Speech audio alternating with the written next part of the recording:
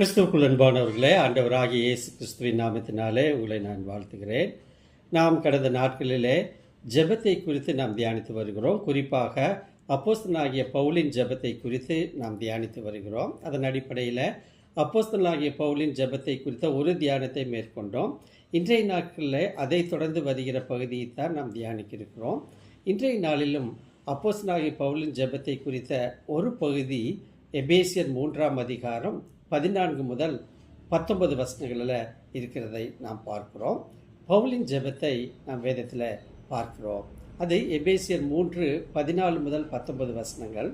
இந்த ஜெபத்தில் இன்று நாம் 2 வசனங்களை, அதாவது எபேசியர் 3ஆம் அதிகாரம் 15 மற்றும் 16 வசனங்களை மட்டும் தியானிக்க இருக்கிறோம்.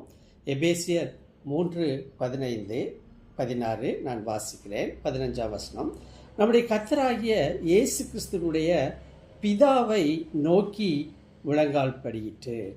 16ஆவது வசனம்: நீங்கள் அவருடைய ஆவியினாலே உள்ளான மனுஷனில் வல்லமையாய் பலப்படவும். எனக்கு அன்பான தேவனுடைய பிள்ளைகளை, இந்த நாளில் ஒரு வித்தியாசமான ஒரு ஜெபத்தை பவுல் செய்கிறதை நாம் பார்க்க முடியும். ஒருவேளை நாம் இப்படி யோசிப்போம், நம்முடைய அனுதின ஜெபத்திற்கு சற்று மாறுபட்டு காணப்படுகிற ஒரு ஜெபத்தை நாம் இந்த நாளில் பார்க்க முடிகிறது. 2 மிக முக்கியமான வார்த்தைகளை அப்போஸ்தலனாகிய பவுல் பயன்படுத்துகிறதை நாம் பார்க்கிறோம். பிதாவை நோக்கி முழங்கால் படியிட்டு, இரண்டாவதாக ஆவியினாலே உள்ளான மனுஷனில் வல்லமையாய் பலப்பட வேண்டும். அதாவது பரிசுத்த ஆவியினால உள்ளான மனுஷனில் வல்லமையாய் பலப்பட வேண்டும் என்கிற ஒரு கிருபையை எபேசு திருச்சபை விசுவாசிகளுக்கு தர வேண்டும் என்று சொல்லி பவுல் ஜெபிக்கிறதை நாம் பார்க்கிறோம். எனக்கு அன்பானவர்களே, ஜெபம் செய்வதை பொறுத்தவரை நாம் மேற்கொள்ளக்கூடிய பல்வேறு விதமான நிலைகள், அதாவது ஸ்டான்சஸ் என்று சொல்கிறோமே, அப்படி இருப்பதை நாம் பெரும்பாலோருக்கு தெரிந்திருப்போம். அநேகர் தங்கள் கைகளை உயர்த்தியவாறு நின்று கொண்டே ஜெபிக்கிறவர்களை நாம் பார்த்திருக்கிறோம்.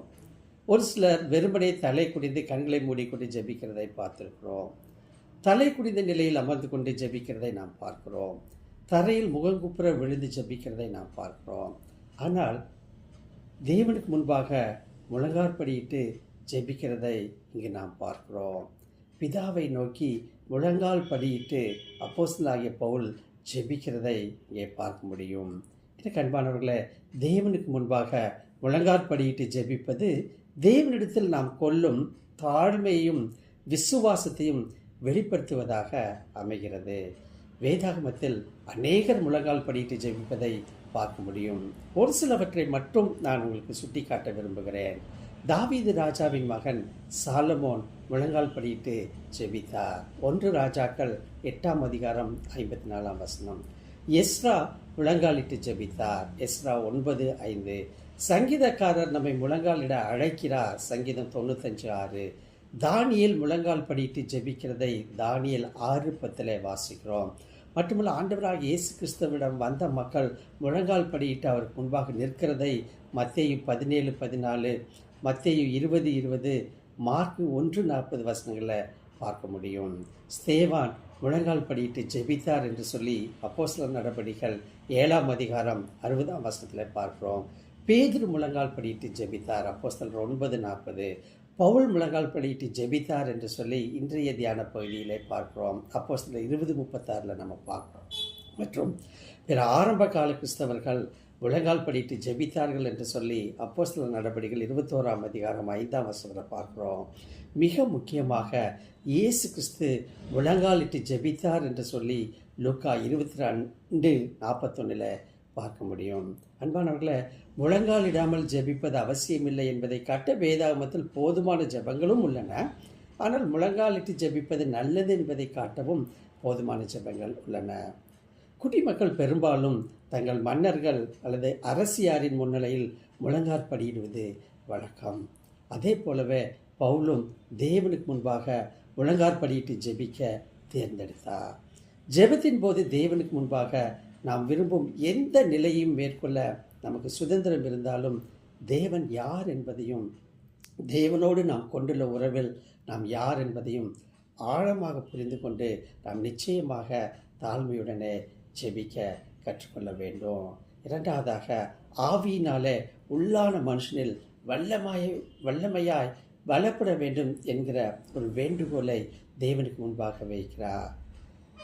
கடவுளின் பரிசுத்த ஆவியினால் நாம் அருளப்படும் நமது உள்ளான மனிதனுக்கான பலத்தை நாம் இங்கே காண்கிறோம். நமது இருதயத்தின் கண்கள் பிரகாசமாக்கப்படுவதை குறித்து பவுல் ஏற்கனவே எபேசியர் 1:18 பேசியிருக்கிறார். இப்போது பரிசுத்த ஆவியானவர் நமது உள்ளான மனிதனுக்கு பலத்தை அருள வேண்டும் என்று அவர் ஜெபிக்கிறார். எத்தனை ஒரு அழகான விண்ணப்பம் இது! நம்முடைய வாழ்வின் ஒவ்வொரு நாளிலும், ஒவ்வொரு மணி நேரத்திலும், ஏன் ஒவ்வொரு நிமிடத்திலும் நம்மை பலப்படுத்த பரிசுத்த ஆவியானவர் நமக்கு தேவைப்படுகிறார். பரிசுத்த ஆவியானவர் துணை நமக்கு தேவைப்படுகிறது. நமது சரீர உடலைப் போலவே அதே அளவு நிஜமான ஒரு உள்ளான மனிதன் இருக்கிறான். நமது சரீர உடலின் வலிமையின் முக்கியத்துவத்தை நாம் அனைவரும் உணர்ந்திருக்கிறோம். ஆனால் உள்ளான மனிதனை பொறுத்தவரை பலர் மிகவும் பலவீனமாக இருக்கிறார்கள்.